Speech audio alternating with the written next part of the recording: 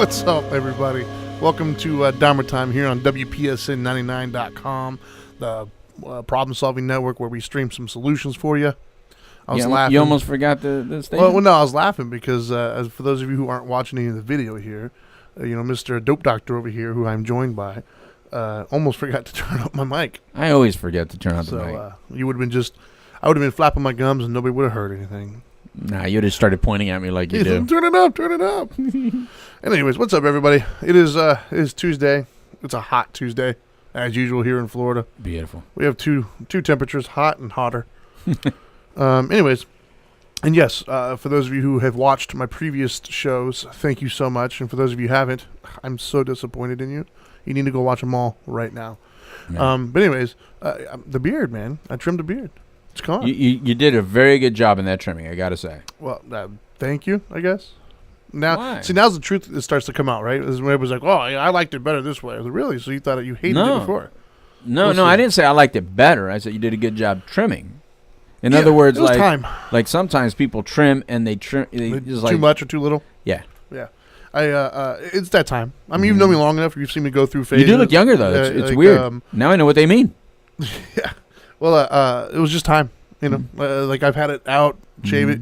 I'll let it grow again. Who knows? I'll keep it like this probably for a while. You did it twice. You've done this before. I thought it was 3. Could have been twice. I don't know. I only remember twice. Well, you don't ever pay attention to me, so it doesn't matter. You're a bad work husband. A bad work husband. You're horrible. You don't ever pay attention to me. You know what? You need to listen to the show about relationships. I'm gonna go back and listen to it. Exactly. I got 2 parts there. Anyways, having said that, welcome. Today is part 3. Today is part 3 on relationships. So, the first one was about kind of the pre-relationship wooing, if you will, making that decision. Do you want to be in a relationship? Do you see value in it? What they can and can't offer, things of that nature. Second one was more along the lines of, relationship itself, proposals, marriage, the first 7 years of whatever it is that you want to call it. If you're not married, then you can call it a partnership, whatever. And so today's show is going to be, I think, post 7 years. Post 7. Post 7. And maybe a little bit of a wrap up, and kind of an all-inclusive type show, if you will. Yeah. Let's see if we can cover everything today. Okay. If we can't, let's do it. Then maybe we'll do a part 4, but not next week. I want to talk about more stuff. Yeah. But we may or may not have a part 4 in the near future. We'll see. And it depends on what kind of feedback we get. If you guys want to hear something else, if there's something that we didn't cover in the first 3 that you think should be covered, by all means, reach out to one of us, and then we'll take it under consideration. So, right. I guess the way I want to start it. Yep. Tell me. This is where I'm going to start, and we'll go from there. Okay. The reason why I think that this part is necessary, and one of the things that I'm so in awe whenever I hear people who have you're right over there. My shirt's feeling too tight. You getting nervous or something? Nah, I think I just need to. Is the shirt getting tighter, or is it? It's a shirt. It's Dana's washing. That's what I said. I'm sticking to it. The potato chips, man. Nope. It's Dana's washing. Sure. Darn hot water. Hey, it's your lie. Tell as big as you want. Yep. All right. So, anyways, so the thing that I find so awe-inspiring, if you will, when I talk to people who've got 20, 30 years plus married. Yep. Is being the fact that I've been married now going on 3 years, which doesn't sound like a lot when you start throwing around numbers like 30 and 40, but it's hard, Yeah. It's very hard to make a relationship work. And for any of you who've ever been in a relationship, which is probably going to be the large majority of whoever's listening to this. You would think. It's hard, And for those of you who are in it and it's been lasting, you know how hard it is and how much it takes. Yeah. For those of you who've been in some that couldn't work, you too know how hard it is. It was hard enough to where obviously it didn't make it, right? And so what I find so awe-inspiring and is because I think some of the older generations, the ones who've had 20, 30 years, they are from a generation to where you didn't just throw things away. Yeah. They were from a generation where if it was broken or cracked, you fixed it. It was yours, you fixed it, and you made it work through thick and thin. Yeah. And I think, and nowadays, maybe not the generational thing, but I think the way society is right now, we kind of, if it's broken or cracked, we just throw it away. We get another one. Everything's disposable these days. And so the idea of sticking it through a marriage or a relationship and really kind of making it work, I think is a lost vibe, a lost feeling. I was going to say lost art, but I don't think that's an art. I think it's a lost something, right? It's a lost goal, or not. Perseverance. Perseverance is a little lost. Yeah, I think so. I think that even me, we've had we had some difficult times in our marriage, and to start, some learning moments that we had to kind of learn from one another and learn how to make it work, kind of a thing. Right. But I'd be lying if I'm sure we both had those thoughts in our head that at least came in for a little bit, like, screw this, let's get out of here, But I think we both, based upon the principle of marriage, I think we both said no. Like, we're gonna make this work. But it's not just marriage. I think that, and we've said it on previous shows, Trinity, that's even employment. There's, if you look back in the past, there's people that had some really crappy jobs and they dealt with a lot of stuff from their employer that they would never deal with today. You just get mad at your boss one day here and now and go. And I think there's just less loyalty to whatever you're in. Loyalty is a good word. Yeah. Yeah, I like the word loyalty. I think so. I think just and some of that is liberating because if you're being abused, that's different. Of course. So and that's where it came from, right? That's where the ability to jump ship and be okay with it and move forward was probably derived from hey, you shouldn't be in that situation anymore. You can leave, but then some people take that same hall pass and they go further with it. Yeah, they jump from 0 to 60 in like a second. They don't even need to go to the bathroom and they get a pass. Yeah, it's like they go to the hall and just chill. Yeah, they didn't text me back quick enough. I don't need this. I'm quitting. Whoa, pump your brakes a little bit there, fella. Mm-hmm. But I think it's important that we discuss that. And first of all, I've had a few people reach out to me off air about the series that we're doing. Yeah, and they've asked questions and they had some comments. So I want to make sure I put it out there that everything that we're talking about here is quote unquote relationship. Now we might focus more verbally anyways on romantic relationships, but this whole thing counts even with friendships, bosses, things of that nature. Those are all different versions of relationships. And some of the same principles and philosophies that we're discussing can obviously be carried through to those as well. Right? Even though we're not really focusing on that when we're talking about it, but a lot of them do kind of mix in. So if you're having, relationship difficulties at work, let's say with bosses, employees, some of these same principles can kind of, they overlap basically. For real. So I just want to put that out there because I've had a few people reach out to me and say that they wanted me to do a show specifically on that. Okay. And we might at some point in the future. Right. But until then, I would like people to know that these overlap. This is what we got. Yes. So, and that's the beautiful thing about philosophy and spirituality. It overlaps. It does, very much so. But no, I think that it's important that we talk about that philosophy of loyalty and making it work and stick-to-itiveness, if you will. Right. Because I think in today's society, who is? Right. Who's talking about it? Like, what show out there right now? What mainstream program, mainstream music, mainstream media, whatever it may be? Who out there is exemplifying that now? Who's putting it out there and promoting it, that it's a good thing to stick things through? Well, unfortunately, on regular programming, typically what you get is, putting people in their place. Yeah. You hear a lot of bitterness, and you get if you want the audience to clap on mainstream television, talk about putting a man in his place. Yeah. If it's a female show, talk about a man putting a man in its place, and you'll hear the whole audience hoop and holler. Yeah. So it's not about being the right person. It's about making them obey or making them, do what you want them to do. Or with Janet Jackson, what have you done for me lately? Right. Kind of a thing. That's pretty sad. Well, and that's what I'm saying, right? It's like it's not valued anymore these days. It doesn't seem. I mean, the people who are in them. You're sounding kind of Republican right now. You know that, right? Wow. Well, now that everything's politicized, that's the political angle, right? I don't know. There's Democrats who've been married for a long time. And I'm not saying there's not. I'm just saying that right now, it's that right side tends to have a little bit better. I would love to see the stats on that, but they at least tend to speak on it better. I was just saying, 'cause a lot of them speak on it and they come out with mistresses afterwards. I would love. Yeah, but they even accept that. God, yeah. Some of them do. Mine wouldn't. But mine's not in the right or left. So we're independent, so it's like, you ain't doing that. Yeah, but no, I do believe though that it's just not like even among friends and family, people you talk to, right? It just doesn't seem to be celebrated or promoted as much. Like I make a point right now whenever I talk to anybody, and the topic of marriage comes up, and they're like, "Oh yeah, I've got 20 years or whatever." They gloss over it. I make a point of stuff like, "Whoa, like good for you, dude! Like that's awesome." Or when I see somebody who, I do the birthday thing on Facebook. Right. But when I see somebody post about an anniversary, I do the same thing. I'm like, hey, you know what? Congrats, dude. That's awesome. Yeah. Like, good for you. I want to celebrate that and reward that because I don't think enough people are. Right. I really don't. I think that, and I agree with you in the sense that part of the reason why is we don't kind of, in our relationships, like you said, it's all about the putting them into place, right? It's all about, like, you're going to respect me, and this is what I want, blah, blah, blah. Right. And I think part of that is people don't speak to their loved ones anymore from the mindset of I love you, right? And that's going to be a tip later on. It's foreshadowing. Yeah, you just went through all of them. Yeah. Well, dude, come on. I see what you know how we do. I see what you're doing. But no, I think that's part of the problem, is when we speak to our friends and family, we speak from a place of emotion.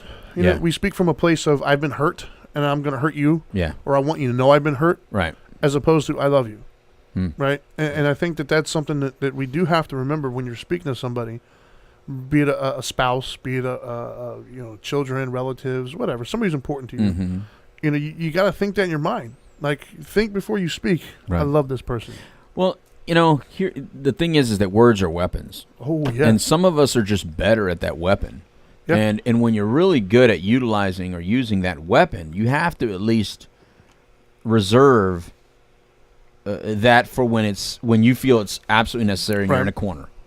Just try not to use it when you're not backed up in the corner, because I do it. I mean, my words are serious weapons, and I know that, and I'm much better at it than my wife as far as using my weapon of my words in my mouth.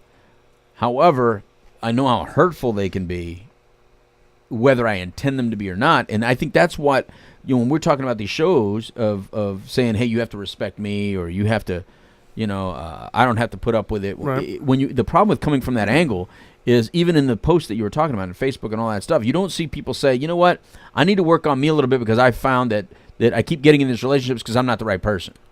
I'm not doing it. Instead, what happens is, I just broke up, and they go, oh, well, you were too good for him. How do you know she was too good for him? Yeah. How do you know he was too good for her? Yeah.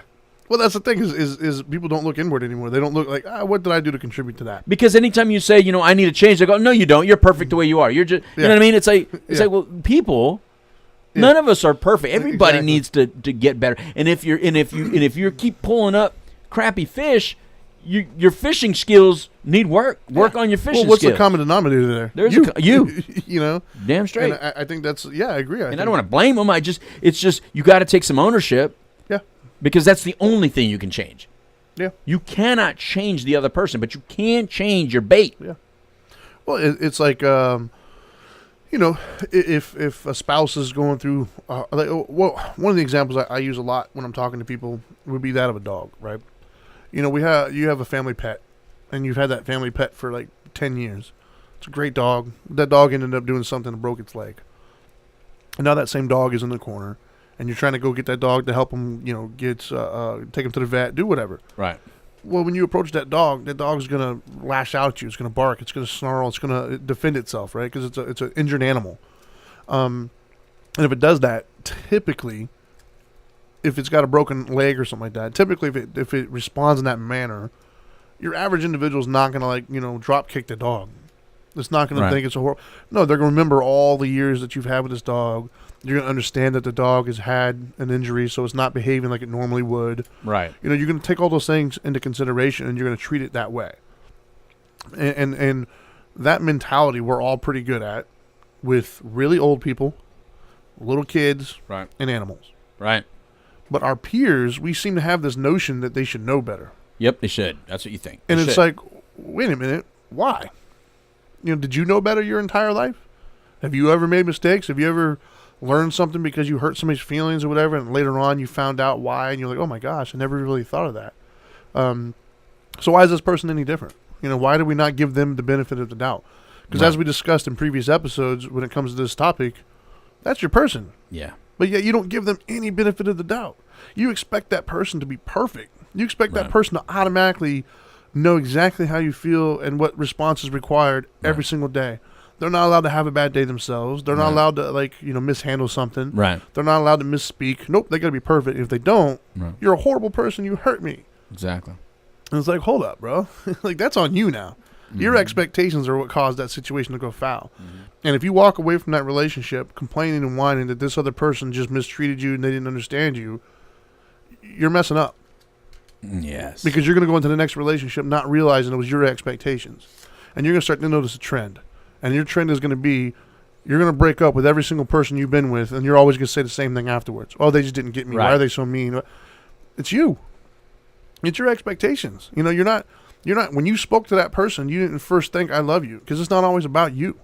Maybe once again, maybe they're going through some things. Right. You know, maybe they're dealing with some medical issues. Maybe they're dealing with some stress. Maybe somebody at work is irritating them, whatever. Yeah, you don't know. And it's going to cause them to kind of just be on edge that day. Your job now as the partner is to try to make their day easier. Not expect them to get over it because you're having a hard time. You know, you got to meet their needs. Or at least just come out of love with, even if you're not into it. Yeah. Listen, because we're talking about over the 7 years, right? Yeah, this is past 7 years. So by this point in time, it's all together. I know, but by this point in time, yeah, you can feel you know enough about that person, and they know enough about you, yeah, that you can no longer fool them with that's not what I meant. That's not what I meant to say. Right. That's not the look. No, they know every look. They know every way that you speak. They know exactly how you respond. It's no longer guessing what that meant. It's no longer guessing what that facial expression means. My wife knows my hand gestures of what I mean. Wow. But it's true, yeah. The point is that by this point in time, you can no longer be like, why do you always think that? That is not what I meant. No, right. No. If 7 years plus, they're still getting you wrong right there, it's because you're still speaking Mandarin. Right? You're still like stop speaking Mandarin. She there. speaks English only. Stop speaking Mandarin. Right. And then expecting her to one day she's going to understand Mandarin. Yeah. Well, and the other thing too, I think, you know, and this is one of our other things we wrote down, and that is, in those situations, I think a lot of times, and this isn't just post-7, this is also pre-7, but I think that a lot of times in relationships, they think it's just easier to be like, whatever, ignore it or sweep it under the rug, because they, you know, to avoid the argument, right? Like, I don't want to have the argument, I don't want to deal with it, so I'm just going to lie, I'm just going to do whatever and kind of go on my way. And I think that was one of the things that you pointed out was don't fear the argument, right? Like, don't be afraid of the argument, have it. Right. And why is that? Give me some tutelage here, Mr. I've been married for 30 years. Tutelage? What part of that? I mean, that's a huge. Why not be afraid of the argument? What does that mean? Because that was one of the things you told me. Yeah, it is. Listen. Here's the deal.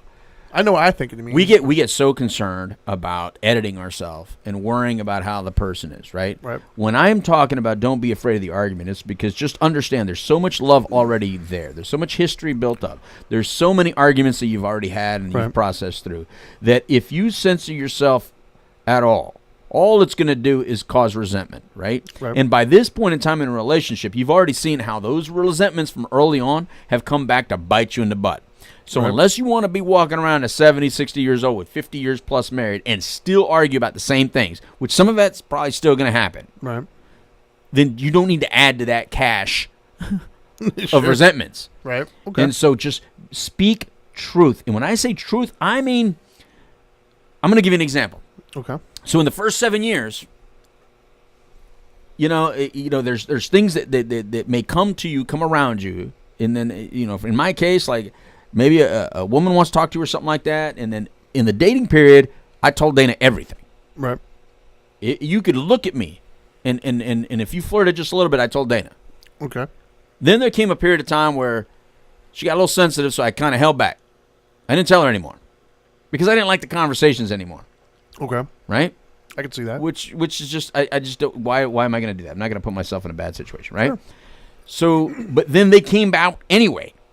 Truth always comes out. It comes out anyway. Some other year, some other time, whatever. And then now you're fighting about something that was really not a big deal, but you made it a big deal because you didn't bring it up. Yeah, and what I realized is they want everything. They want the way they tell a story, the way Dana tells stories with every little detail is the way she wants to hear it. But I didn't hear it that way. I go, well, men don't talk like that. Well, what I didn't understand is if you don't give them all the details, they fill it in. They fill in the narrative. They fill in that narrative. So in the 7+ years, I've learned I'm going to give you every bit of detail. Take it all. Because I ain't got nothing to hide and you ain't going nowhere. Right. And if I ain't got nothing to hide and you ain't going away, if I'm really a good guy and I'm really, because I know I am, I know I'm faithful, I know I'm loyal, I know that I was pure in my intent, then why am I fearing to say it all? I will say it all. Yeah. And wherever it lays, it lays. And at this point in time, you know, if a little thing like that can rock the boat and shake it up, then this is this is that time where if you're going to leave, you better leave now. Yeah, right. This is it. You know what I mean? Because my ability to go back and find someone else that I can spend another 20 years with is right now is the only time. That window's closing. It's closing. It's in this decade. Right. It's closing within this decade. So if I can't be 100% me now, then I need to do something about that. So feel free, completely free. You have nothing to lose. Right. Absolutely zero to lose at this point. If you've worked already on your self-esteem, and you've already worked on the good things about you, the bad things about you, you've recognized things about you, you've already become very grown, you feel very secure in so many of your decisions and so many of your life goals and directions, then you have nothing to lose whatsoever. You should never compromise at this point. Right. At that point, you should just be 100% you. And I'm at that age where whatever Dana comes up with there's so many different things. We did grow in some different directions on certain topics. Right. And I think that's normal. Yeah, though, it's right? normal. But you know, you don't get that in the dating, and you don't get that in the 7 years. Like right now, I mean, because you know how the roads go. They go. I mean, those of you just listening on air, I'm going to try to do this properly. If you're watching this, it's easier, right? Because do the direction that I'm doing, Trinity, for the people on your broadcast. All right, so you start growing together, and those little changes they go like. But by 20 years, yeah, they're pretty far apart. Of course. So there's certain things that we're very far apart on. I could see that. And so I just have to just laugh and be like, that's Dana, and just that's who she is, and I love all of her. I'm not going to judge her on one little part of her. I love all of her, well, and that comes with it. And see that, and that part of that, I think it starts in the first 7 years. Absolutely, and then it continues. It gets more advanced, if you will, because I'm already starting to do some of that myself. Right, like there's things that Angel and I just don't agree on. Period, and I don't think we're ever going to agree. And I think as we kind of mature and grow, I can see how that would just get further and further apart. And there was a time in my life where that bothered me. There was a time in my life where I was like, oh man, we need to agree on these things, whatever. But now I'm starting to realize, like, no, man, like I love her for her. Yes. And the perfect example, which is funny, and remember I think it was last week's show where we were talking about, and I said I love her differences. I love the fact that she sees things differently and whatever. Yeah. And we saw that happen. It happened while we were in the car coming back, and there was a situation that took place. Right. And I thought it was a weird situation because I had a certain perspective on it. Right. Both of us did. And then you chimed in, and you had the same perspective. Yeah. And the two of us were running with that perspective. Like I'm not even running with it. We didn't stop to pass go, collect. No, nope. we were running so fast to that jumping to that conclusion. We colored the whole book. Exactly.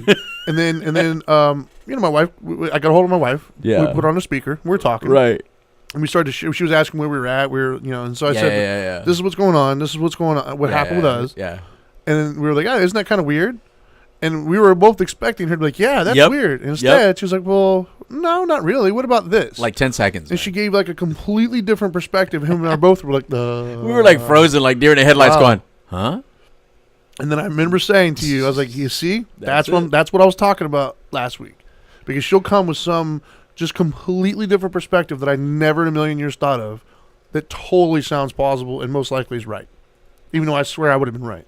I would have put money on the fact that we were both correct prior to calling her. Now, after calling her, I'm going to put money on the fact that she's probably right. Yeah. And so, but that's an example, right? Is where I let her be her. Yeah. That's just who she is. And so some of them differences growing apart, like I don't think that's that big of a deal. But I agree with you that even now, I'm more open with her now 3 years into it than I was a year into it. Yes. Because I've learned, man, this is going to come out anyways. We're only going to talk about it, so let's just talk about it. Now, granted, I might change my vernacular. Like, I might speak to her differently. Yep. When I was early on in the relationship, I was more along the lines of, like, drawing lines in the sand, right? Like, this is what I think. Right. I don't care. This is what I think. To whereas now, I try to remember I love you. In my head, I'm thinking, I love this person, so let me be careful in how I put this, because I have to respect where she's at in her life and what she thinks. Right. So this is what I think. But I'll still put it out there. I still put the truth. I let her know how I feel. At any given moment, she's going to know exactly how I feel about something. Yes. But it won't be in a get over it kind of way. It'll be I love you kind of way. This is what I'm thinking. Yeah. And so I think you're right. I don't fear the arguments anymore. No, you can't. At all. Because if you listen, here's the problem, fellas and felines. If you're in a relationship and you constantly fear the arguments, it's gonna come out eventually, and then later on you're just gonna resent that person so much. But it's not fair to them because you didn't let them know, or you didn't let them know how serious it really was. Well, let's role play for a second. Is there even an easy way out of that? Like, if a situation occurs where you didn't tell Dana something, right? Right. And you didn't tell her, and then like you said, it always comes out. So let's say somebody. Well, since you already mentioned it, we'll go with the flirting thing. Okay. Let's say somebody sends you a message or flirts with you somehow, and you don't tell her because you don't want to have an argument. Right. 5 years from now, it'll come out. Something happens. This lady shows up at like a party or whatever you're at. Right. And you're like, oh my God, I remember her. She's like, what do you mean? Right. You don't remember 5 years ago. She's like, oh, she texted me one time, such and such. Correct. Well, women, as we talked about earlier, forget nothing. Nothing. So she's gonna, have to go back in her mental Rolodex and say, wait a minute. She'll remember the day. She'll remember, August 4th, blah, blah, blah. Yeah. Yeah. You didn't tell me that. Yeah. And so she's going to ask you, 100%. Why didn't you tell me that? 100%. Is there a right answer out of that? No. Because you can't say, well, I was afraid to. No. Because there is no way out of that. No, there's a right answer. There's just no way out of it. Yeah, there's no way out of it. The right answer is the truth. The right answer, because I've had to answer that. The right answer was, listen, I didn't want to deal with it. Because I knew it wasn't a big deal, but I felt like you would take it as a big deal. Mm-hmm. So, of course, I didn't say anything. Yeah. Or I meant to tell you, and then things were going good, and I didn't want to rock it, or whatever. Right. You know what I mean? Whatever the answer was, I remember saying it, and then be like, that's not going to happen again. So our promise, or at least my promise, because apparently she doesn't have to make that promise. Apparently, she doesn't. You're the bad one here. Yeah, I'm the one that apparently does it. Good job. I just interact with more people than she does. Of course. So the percentages of me getting in a car accident are a lot higher because I'm the one that leaving every day in the car. Right. So anyway, now I've made it a point where I'll say it on dumb stuff, like stuff that doesn't even matter. Right. But I better mention every interaction, not because she's insecure or anything like that, but because because the fact when that person's around and if they act like they know you, that's how it usually has come out, where they act like they know me, or I'll have them on speakerphone and I'll be talking to them on the phone and she goes, well, she acts like she knows you real well. I go, well, but she doesn't. Right. I said, well, we talk. I mean, we've talked. When do you talk? You know what I mean? Because now she just wants to know. As long as she knows the person, she's heard the name, she's heard what the relationship is. There is no problem here. Well, but don't come out of the blue and this person acts like they know you really well, and your wife has never heard about the person. Well, and to me, I think that's where, for me, I think it's a respect factor. Yeah. Like I wouldn't want to be that idiot standing next to my wife with some dude who's like talking to her, and I'm like, who's this guy? Like, I've never heard of him. Right. Oh, I've worked with him for years. Well, how come I've never heard this dude's name? What? Yeah. Like, I wouldn't want to feel that way, and I don't want her to feel that way. No. I don't want her to feel like that she's anything less than my number one. Yeah, especially since we travel. Yeah. So you don't want a woman coming up to you, Trinity, later on and saying, oh, that was so funny in Nashville. Yeah. And you mentioned all these people in Nashville, but you never mentioned that name. Yeah. So if you went out to a dinner and you mentioned the 3 guys but not the one female, it's going to look horrible. Why didn't you do that? Exactly. So it's like don't and I'm giving you examples of things that could be simple to you, or you think, man, I shouldn't have to. Yeah, I get you. All right, if that's the way you want to feel, player, go for it. But it gives everyone a sense of comfort, because believe it or not, is we get older and more mature and more secure in certain ways, but because we do get older, we get insecure in other ways. We get insecure in well, different ways. I think that goes right back to, early on in a relationship, you built this life together, right? Early on, you built a life. You come together. You're sharing your stuff. You're sharing names. You're sharing finances. But now you got to maintain that life that you built. Yeah. You can't just say, "Hey, we're together. You should be. You should know all this stuff." No, that's where the work comes into play. Yeah. Because you work every day to build it stronger, build it to where it lasts longer, right? And I think I think a lot of people forget to do that. And sometimes they don't wait till 7 years. Sometimes they wait till like year 2, and they forget to keep building. Right. And I know for me that was one of my problems. Right, was just I didn't realize you had to build it. I'd never been in a situation where I was building a life with somebody. I mean, I've had relationships and I've had friends, and those friends I didn't care about building anything with. And so for me, that was one of the things I had to kind of wrap my head around. Was like, no, dude, you got to work at this every day. You got to nurture it. You got to put it in its proper place, its proper priority. Right. You got to have some humility. You got to put your ego in check, because it's not about you. It's about the thing that you're building. It's this thing that's bigger than you, right? Yeah. It's something it's not you. It's something you're a part of, and you got to play your role. And your role, it's like a plant. You got to go out there. You got to talk to it. You got to water it. You got to make sure it's fed. You got to make sure it gets its daylight. You can't just ignore it; it'll die.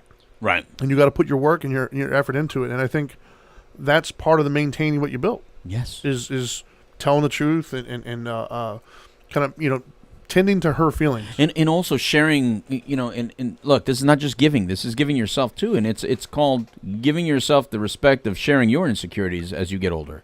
Oh, there's that vulnerability word. Yeah, you're older, more mature now. Like in mine, you can't offend me real easy, with a lot of things. You know what I mean? Like I know I'm out of shape. I know I look crazy in the morning. Like right now, my hair is. Yeah, I'm in a different shape. I'm in a different shape. Yeah. But I know I need a haircut right now, so I know I look kind of crazy in the morning. Hold up. You still haven't gotten a haircut yet? Still no. All right, just so y'all know, if you're on any of our social media, and we got a lot of, we just got back from a NASCAR race where our driver Corbin Forrester was racing up in Bristol. Yeah, this dude was trying to stop and get a haircut, like at the track almost. Yeah, didn't get it. All he did was talk about it the whole time and how disappointed he was that didn't get it. So we've been back now for a few days. I thought for sure you would have already done it. No, I've shaved my head and trimmed my beard. You trimmed your little goatee thing. I did. And you never got the hair done. Never got the hair done. I'm disappointed in you. It doesn't even make sense. I'm disappointed in you. But anyways, go ahead. I can't even talk to you right now. I look. You know how I look intoxicated, even sober. Yes. Okay. Well, me in the morning and me at night. I fit that drunk uncle image look to a T in the morning and at night. Sure. So the problem with that is that I have to be so secure that Dana's okay with that. So what she does, and this is on purpose, I'm sure, she will make comments of how attractive and how sexy I am and all that stuff as if we were dating. Right. You know what I mean? She doesn't call me an old man. She doesn't call me fat. She doesn't use things like that. Now, she may think it. I'll never know. I'll never know. Dana will never let me know that because we've had conversations where she'll say, I make sure to let you know how much I'm still attracted to you. And I'm like, damn, do I do that? We as men need that. Do I do that? Because I do need it. Absolutely. Because she understands that if she doesn't do it, here's the secret women know. They know if they don't do it, some other girl's going to do it. Somebody else will. They know that I may not be. I'm more attractive outside of my home than I am in my home. Because as soon as I get home, I got no shirt on. I got, you know what I mean? Like there's no letting it all hang out. I let it all hang out. Chili stains. Yeah, I can look nasty as hell at home. Unshowered, undone. Right. But when I go out, I'm all right. So she knows that. So she knows, and so I appreciate that in her. And so part of what we're saying is maintain that life you built that you were talking about. Maintain the life you built. Maintain the level of compliment because don't think that just because you've been together a long time that person doesn't require compliments. It's the opposite. They require more compliments because they know their stomach isn't exactly the way it was. They know their butt isn't exactly the way it was. They know their breasts aren't exactly the way it was. And guess what, guys? Ours aren't either. Yeah. I mean, we have hairs starting to grow in places that they weren't supposed to grow. And so we have to stay trimming and doing all that kind of stuff. Yeah, no, I mean, but I do that actually. As a matter of fact, just today on the way here, I text you. Oh, I thought. I was like, I was just picturing you trimming on your way here. I was like, well, that's a little awkward. But no, but just on the way here, I text my wife and told her, I was like, you know what, I think you're pretty.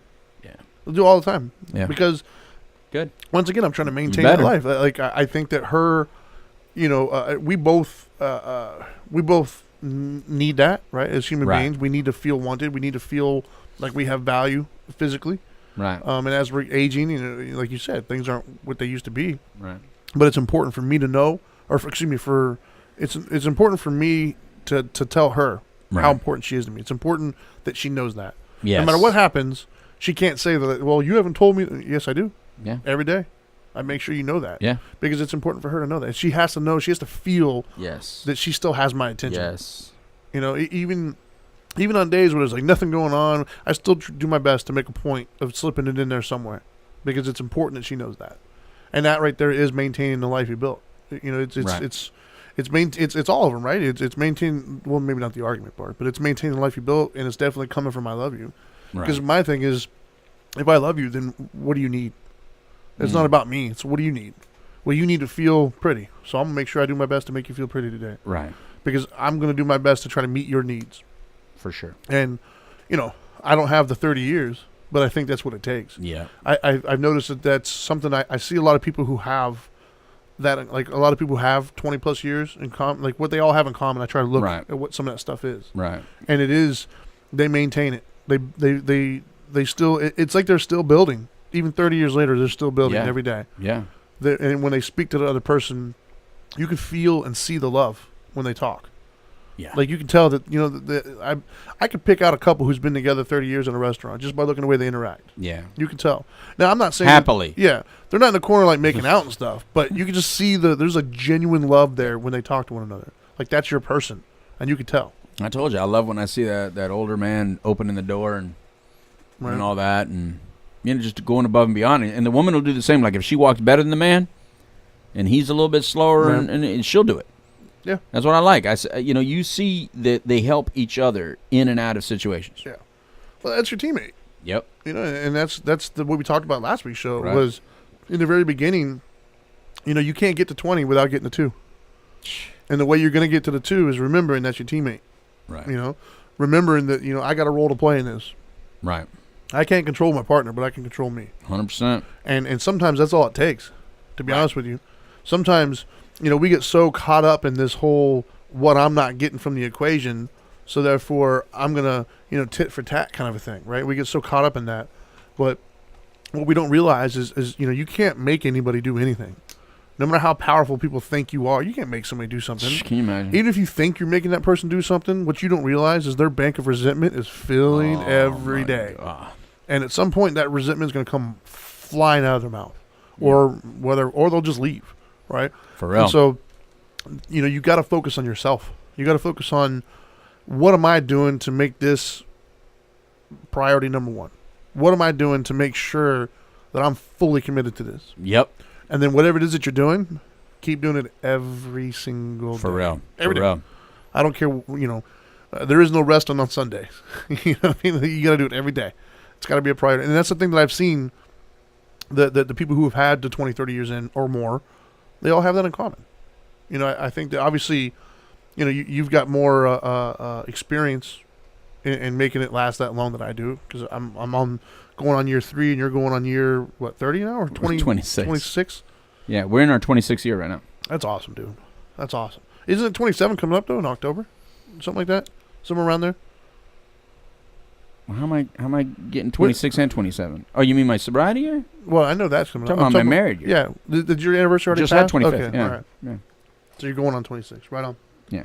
But no, I think, but like we talked about in our first 2 episodes, right? You got to see the value in it, though. You got to see the value in making something last.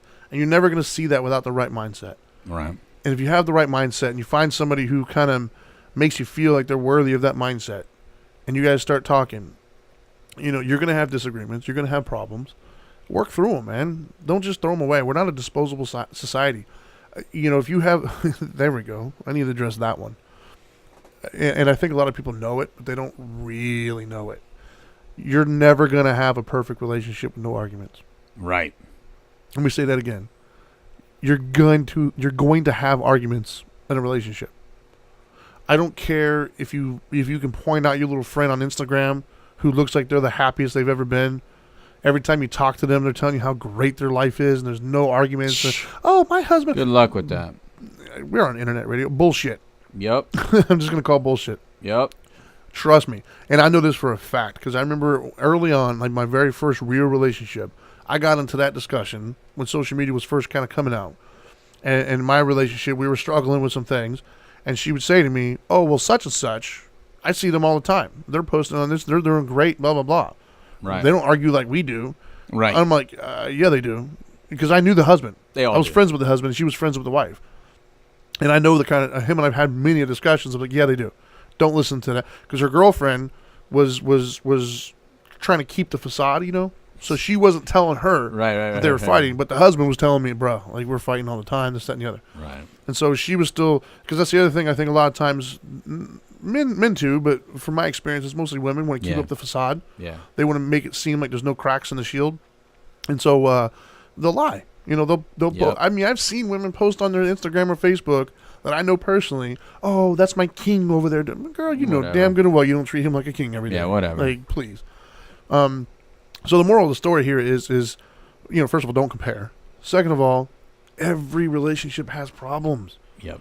Every relationship's going to have arguments.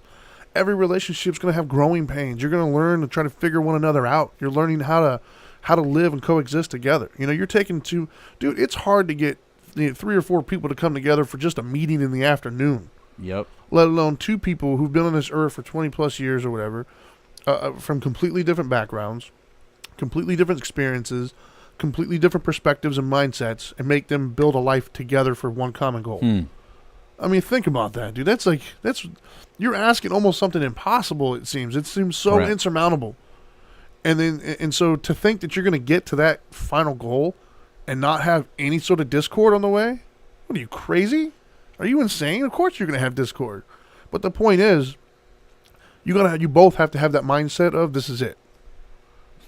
This is it. For real. I'm going to make it work.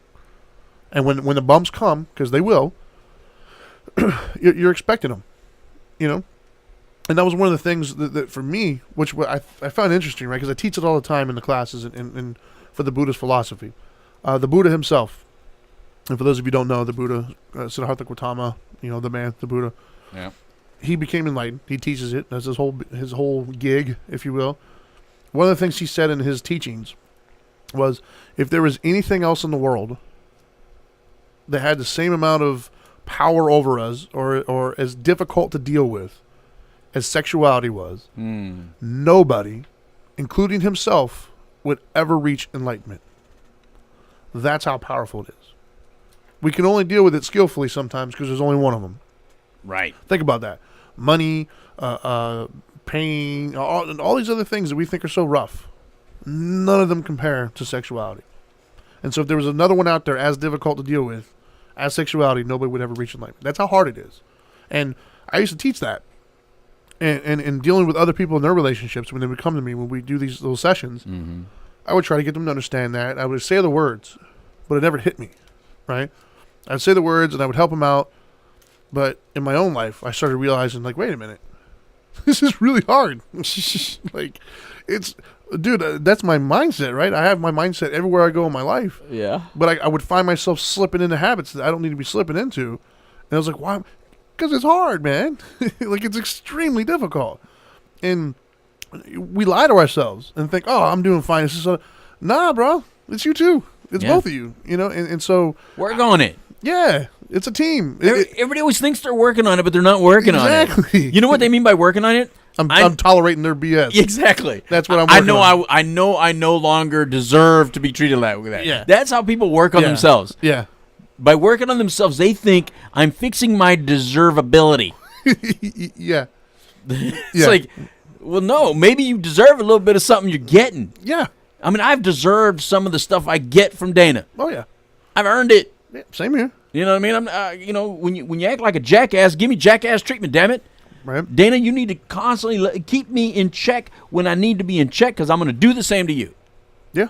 And that's part of it. That's how we move forward and live. You know what I mean? If we're running a business together, which we do, Trinity. Yes, we do. We got to keep each other in check, man. You didn't do this, do it. Yeah. We do it to each other. Well, I mean, if you want we're usually in check. Though, I know, but come on, I've slipped. I know I've slipped. So I need you to tell me, Louis, this needs to get done, and so we get it done. You know what I'm saying? But if you were always just going to be like, nah, I'm not gonna tell him it needs to get done. Are you kidding me? Then the business is going to fail. So if a business doesn't fail, right? Mm-hmm. I mean, if a business fails, if a president, vice president, or 2 people that are running it aren't communicating, what do you think? What do you think is going to happen in a relationship? Crash and burn, baby. And that doesn't mean all you do is tell the other person how you want to be treated. That means you treat that other person a certain way, and if that doesn't guide the ship, you're probably not with the right person. Yeah. You shouldn't have to tell the right person how to treat you. Over time. I mean, I think in the very beginning, yeah. Well, at the very beginning, you got to tell them what you like, right? I mean, they don't even know your spots. Exactly. For instance, because if you're 20, Trinity, if we're going to go there. Look, I've been married a very long time. If Dana still doesn't know my spots, we're done. I know so many of Dana's spots that, brother, I can get to Sports Center in 2 minutes. You follow me? Sure. I mean, damn, dude. You know what I mean? Yeah. I know every single spot that woman's got, and damn it, I could tap it in 2 seconds, and we're done. Sure. When you're dating, you're still trying to I want you to think I'm the man. So you're trying to hit spots that she doesn't give a damn about, but she's just tolerating it, you know, letting you waste your breath, time, energy, and all that because you look like you were just working so hard. I just let you do it. There you go. No, man, can you just put a little sign and just where I need to go and just can we? Well, I think I think what I was getting at was we need to do that intellectually. Oh, did I take it somewhere else? No, but I mean, hey, man, that's a part of marriage too, brother. That's a very important part of marriage. It is a very important part. No, but I think in the beginning we need to do that intellectually as well. I think that we all have quirks, and I don't think it's fair to bite the other person's head off because they mistook your quirk. I think you got to have that communication, and then the other person has to respect it, right? Like I talked about last week. My wife is a processor. Something happens, right? You know, and I didn't know that. I'm a talker. Yeah. In case you can't tell, I'm a talker. So if something happens, my desire is to talk about it. Let's get it over with. My wife is a processor, right? And so she had to teach me, hey, I'm a processor. You need to give me time to process. Yeah. You know, and it's her way, not mine. Right. And so I think that that's part of it. Having said that, I had to learn it and had to respect it. Now, granted, she helped me in the learning process by blowing up a few times. Like, wait a minute. If I don't let her process, this is what I get. Mm-hmm. I'm a processor. Let me go ahead and let her process. Let me go ahead and just shut up and let her do her thing. She'll come back to me when she's ready. But I think that's part of it. Part of it, those, you know, you don't have to teach somebody how to love you, but you have to teach somebody how to get along with you. You know what I mean? How to kind of deal with some of those quirks. I do believe that. I don't believe, like, I wouldn't just get and know, hey, she's a processor. But what I'm saying is that's the stuff that we carried. We talked about in series 1, I think, for real. Right? Because if you're not yourself in those first, in the dating period or in the engagement period and in that wooing period, then don't get mad later on. Yeah. If you gave her a whole phony individual, and then all of a sudden, I think that's why so many people said marriage changed everything, or when they got to live with each other, it changed everything. Yeah, because initially you made her think that you're always clean and neat. Right. Then once you live with her, you throw your crap everywhere. Right. Well, remember when you were dating and she was coming over, you'd put all your stuff away. Right. And I'm not saying, hey, when you're dating, just leave it all around everywhere, just so she can see what you really like. But day one, you just fart. Hey, girls, exactly. But then just respect her the same way, though, man. Right. Just respect her the same way as respect your whole situation. Yeah. The same way. Yeah, I agree. I mean, I love that Dana still wants to be attractive for me. Right. You know, here we are. She's 47. I'm 48. We have 25 years married. Yet I can tell when she's in, that I want Louie to be very attracted to me today by what she's wearing when I come home. That's awesome. I know her that well to know you're wearing those shoes for me, because she wouldn't be wearing shoes in the house. Right. She'd be barefooted because she knows I'm not into bare feet. Right. I don't like barefooted. Really? No, dude, I don't like barefooted at all. That's something my wife hates feet. Yeah, but no, it's not that I hate feet, and it's not that I don't like barefoot in the house. It's just she can walk outside barefoot, and that's just not, no, man. That to me is just disgusting. It's like Kentucky. I can't do it, bro. I can't do it. Right. No, it's the beach girl. Oh, the beach girl? She thinks she's always like at a beach. Okay, I get it. But Dana, that's my front yard, man. It's awesome. So when she's wearing like shoes that are a little high, a little high heelish a little bit in the house. Oh yeah, that's Dana, awesome, yeah, I know. You just. That's cool though. You just want me to give you just a little extra kiss when I came in today. And I think that's important when we're talking about, look, maintain the life you built. Yes. Right? And all that stuff. But so you break it down, because this is the time where you got to break it all down, because we got to really? go. Oh my so gosh. Why don't you break down those three and, kind of put in a nice little succinct little package for us. All right. Let me crack my fingers and get ready for this. Crack your fingers and do it, Trinity. And while I turn off my microphone, see y'all later. See you later, everybody.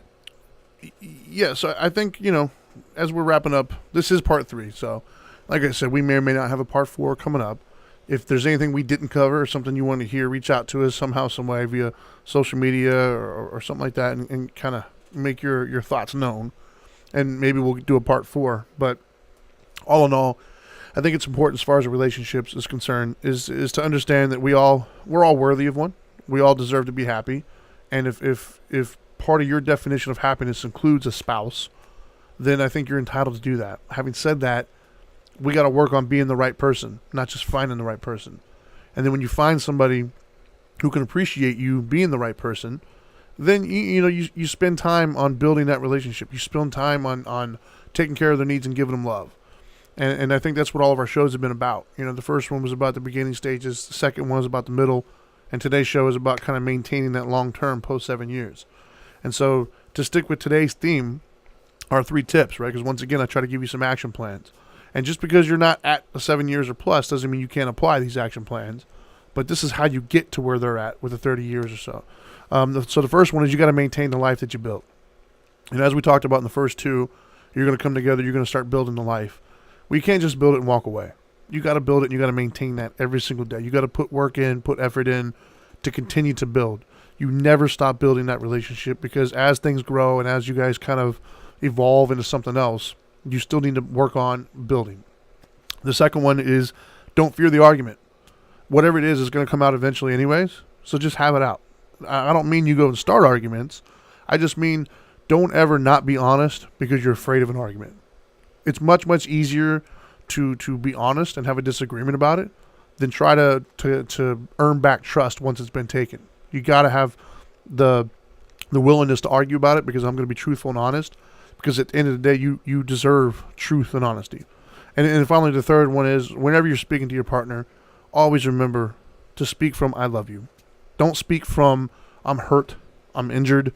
Don't speak from I'm going to get back at you at the moment. Don't speak from resentment. Speak from I love you. So in your head, you got to think I love you, and how am I going to speak to you that way? Those are the 3 main tips for today.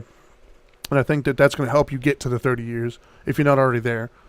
We got to thank some sponsors too. Yeah, we got plenty of time for that today. We typically wait until like the last 2 seconds, man. So well, that's why I gave you more time. You did because of that. Because the last time we did this, you felt rushed. I was rushed. And I was rushed. You missed the sign off. I did. You know, so I didn't want to do that to you again. I gave you enough time to be able to be comfortable about all of that. Right on. Let's see. Now you're a good work husband. I learn. See, I listen. That's right. We're building. We're building. So anyways, let's thank some sponsors, right? So we got I'm gonna start out with Retreat. Retreat Premier Addiction Treatment Centers. They are a fantastic facility. We've sent numerous people to kind of get some drug and alcohol treatment. Matter of fact, our show, The Couch Live, on Fridays, I think we're going to be doing something with them coming up soon. Then we have Journey Pure. We were hanging out with Jamie Vance in Bristol. Great people there at Journey Pure. They're always there to help us, not only as a station, but as a foundation. They're always got our back. A great place with great people in it. Then, of course, you got Orange County Drug Free Coalition with Carol Burkett. And you know what? Eileen, Janet, I don't want you guys to think we forgot about you. The whole team there, you guys are all awesome. You support us nonstop. And we got a walk coming up in September, by the way, for those of you who are local down at Lake Eolda. I don't have the date in front of me at the moment, but we'll have it between now and then, I'm sure. And then, of course, last but not least, the Now Matters More Foundation. We help individuals get help for drug and alcohol treatment. We vet treatment facilities to make sure to help you navigate to get into a good one, as well as sometimes we scholarship when necessary. You can check us out at nowmattersmore.org, and you can read all about us as well as donate. Or if you need some help, or if you have somebody that does need help, that's a family member or friend, 833-NOW-MATTERS. That's 833-NOW-MATTERS, and somebody will pick up and help you get what you need. I think that's all we got today, man. We got plenty of time today. I feel good. I mean, that's it. That was my sign off. It is what it is, right? It is what it is. So, anyways, now that you know better, you got to make sure you do better. And love the one you're with, right? So, until next time, peace. I